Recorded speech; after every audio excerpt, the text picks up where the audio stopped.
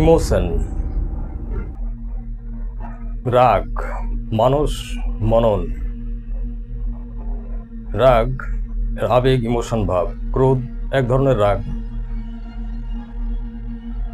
হয়তো এক একজন ভাষাগতভাবে এক এক রকম খেয়ালি ভাব ভাবনায় চিন্তা করে। যেমন দাম ও মূল্য এক নয়, প্রাইস ভ্যালু।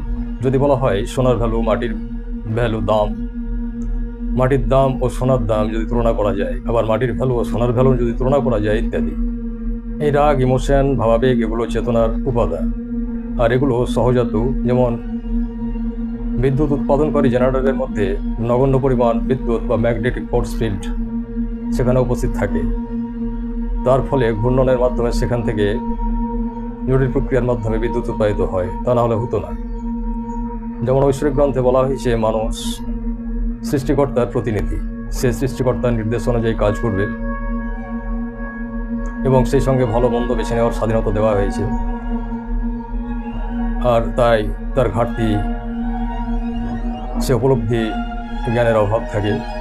আর বলা হয়েছে প্রত্যেক সৃষ্টি আমি সৃষ্টি করেছি জোড়ায় জোড়ায় এবং এক মহান পবিত্র জ্ঞানী জোড়া থেকে। অর্থাৎ এখানে ডিএনএর কথা বলা হয়েছে।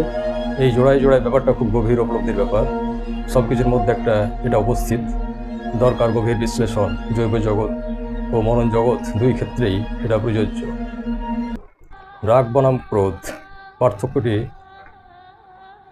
বেশ একটু যথার্থ। রাগ, অ্যাঙ্গার অ্যাজ ইমোশন, এটি মূলত আবেগ, প্রাইমারি এফেক্ট, মানসিক প্রতিক্রিয়া, সূক্ষ্ম ভিতর থেকে। উদাহরণ কষ্ট, হর্ষ, অপূর্ণতা, অবমূল্যায়নের অনুভূতি। আর ক্রোধ, অ্যাঙ্গার অ্যাজ এক্সপ্রেশন, রাগের তীব্র ও প্রকাশিত রূপ, আচরণ দৃশ্যমান। উদাহরণ চিৎকার, আক্রমণাত্মক ভাব, প্রতিশোধ প্রবণতা। রাগ হলো বীজ আর ক্রোধ হলো তার বিস্ফোরিত বৃক্ষ। দাম ও মূল্য, অ্যানালজি। প্রাইস অর্থাৎ দাম বাহ্যিক, বাজার নির্ধারিত এবং তুলনামূলক। ভ্যালু হচ্ছে অন্তর্নিহিত, প্রসঙ্গ নির্ভর, অভিজ্ঞতামূলক। আবার একইভাবে রাগ সমানই হচ্ছে ইন্টারনাল ভ্যালু সিগন্যাল। আর ক্রোধ এটা এক্সটার্নাল, অর্থাৎ প্রাইস, অ্যাকশন, ভিতরের অনুভূতি, নট ইকুয়াল টু বাইরের প্রকাশ। আবেগ কি সহজাত? মানুষের মধ্যে পোটেনশিয়াল সামর্থ্য থাকে, অভিজ্ঞতা প্লাস উদ্দীপনা যা সক্রিয় করে। আধুনিক ভাষায় ইমোশন সমান হচ্ছে ল্যাটেন্ট সিস্টেম প্লাস ট্রিগার। সহজাত প্রবণতা আর ট্রিগার হচ্ছে পরিস্থিতি। তাই আবেগ জন্মগত, কিন্তু তার প্রকাশ পরিবেশ নির্ভর।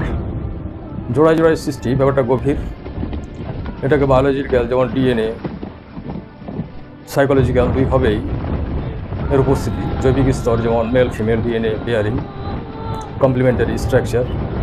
আর মনস্তাত্ত্বিক দিক, যেমন ভালো মন্দ, আকর্ষণ বিকর্ষণ, রাগ শান্তি, আলো অন্ধকার ইত্যাদি। বাস্তবতা বিপরীতের মাধ্যমে বোঝা যায়, কিন্তু গুরুত্বপূর্ণ একটা দিক, যেমন জোড়া মানে শুধু দুইটি বস্তু না, বরং পারস্পরিক নির্ভরতা, ইন্টারডিপেন্ডেন্স। স্বাধীন ইচ্ছা, ফ্রি উইল, মানুষকে বেছে নেওয়ার স্বাধীনতা দেওয়া হয়েছে। এখানে মূল টেনশন যেটা সম্ভাবনা, পোটেনশিয়াল আছে, কিন্তু উপলব্ধি, অ্যাওয়ারনেস কম। তাই সমস্যা, মানুষ রিয়্যাক্ট করে কিন্তু রিফ্লেক্ট করে না। যেমন ঘাটতি থাকে সচেতনতা, সঠিক জ্ঞান, আত্ম পর্যবেক্ষণের।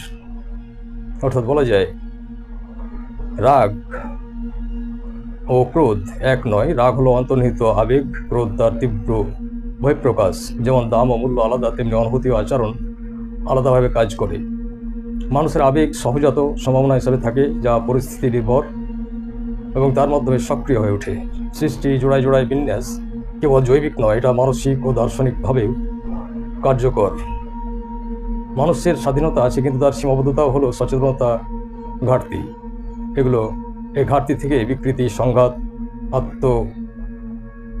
আবদ্ধতায় জন্ম নেয়। এখান থেকেই অর্থাৎ রাগ আমাদের ভিতরে সংকেত, ক্রোধ তার নিয়ন্ত্রণহীন ভাষা। রাগ কি শুধুই ক্রোধের বহিঃপ্রকাশ? এগুলো নিয়ে আবার পরবর্তীকালে আলোচনা করব। সাথে থাকুন। আজ এই পর্যন্ত, ধন্যবাদ।